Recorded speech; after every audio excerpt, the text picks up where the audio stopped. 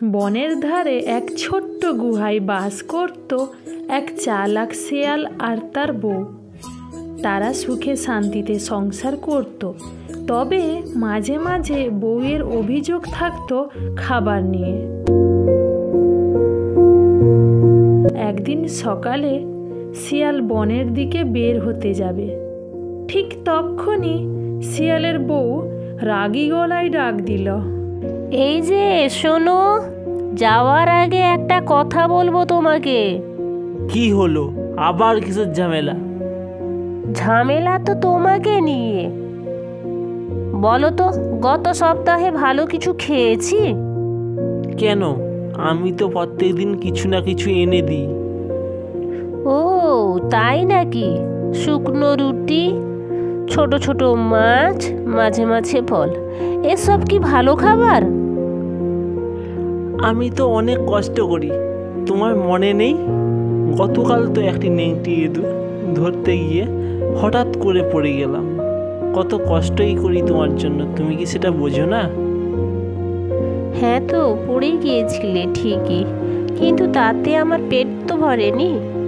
বনের অন্য শিয়ালেরা তো অনেক ভালো ভালো খাবার আনে, তাদের দেখো, তাদের দেখে যদি কিছু শেখো।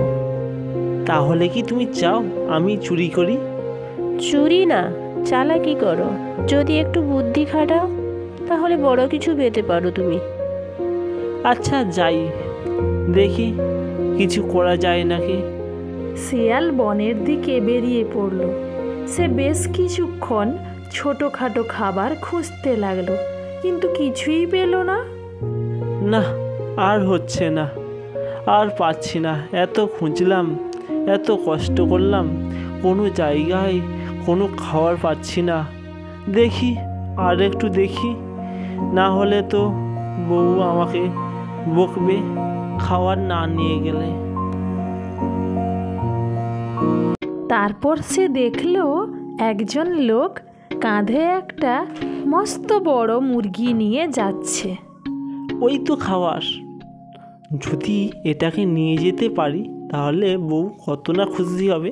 সে লোকটির সামনে গিয়ে কৌশল করে হঠাৎ তার সামনে লাফিয়ে পড়ল। লোকটি তখন চমকে উঠে মুরগিটা ফেলে পালিয়ে গেল। শিয়াল সঙ্গে সঙ্গে মুরগিটা তুলে নিল আর দৌড় দিল বাড়ির দিকে। লোকটি তখন চিৎকার করতে লাগলো, আরে কে রে, কে রে, দাঁড়া দাঁড়া! কিন্তু শিয়াল তখন অনেক দূরে চলে গেছে। সন্ধ্যায় শিয়াল বাড়ি ফিরতেই শিয়ালের বউ খুশিতে নাচতে লাগলো। অবশেষে তুমি আমার কথা শুনলে, দাও দাও দেখি কি এনেছো। শিয়াল তখন হাসতে হাসতে বড় মুরগিটা দেখালো। এই তো চাইছিলাম, আজ তাহলে জমিয়ে খাবো দুজনে। যাক, আজ অন্তত বউ খুশি। তুমি এতদিন বোকা ছিলে, আজ চালাকি করেছো। এবার থেকে তুমি প্রতিদিন এমন কিছু আনবে। প্রত্যেক দিন? হ্যাঁ তো কি হয়েছে, এত কষ্ট করে সংসার করি, ভালো খাবার খাবো না? ভালো খাবার না খেলে কিভাবে সংসার চলবে? হায় রে, এবার তো মুশকিলে পড়লাম। হ্যাঁ ঠিক আছে, আজ তুমি বিশ্রাম নাও, কিন্তু কাল থেকে আবার কষ্টের গল্প শুনতে চাইবো না। শিয়াল দীর্ঘশ্বাস ফেলে মনে মনে ভাবলো, সংসার করাটা কতটাই কষ্ট করলে সংসারটা চলে।